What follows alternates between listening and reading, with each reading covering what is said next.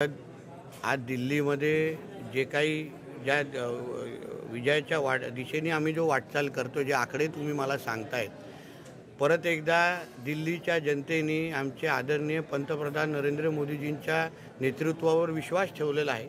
पहिला हरियाणा, मग महाराष्ट्र, आता दिल्ली।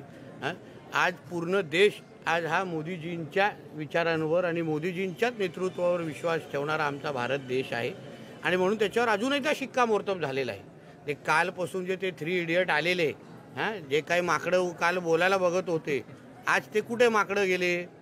म्हणजे राहुल गांधीचं तर पक्षाचं मी ऐकलं 1 आणि 2 वरच आहे, काही 0च आहे। म्हणजे ते म्हणजे विचार करा, ही यांची लायकी, ही यांची लायकी आणि ही यांची राजकीय क्षमता।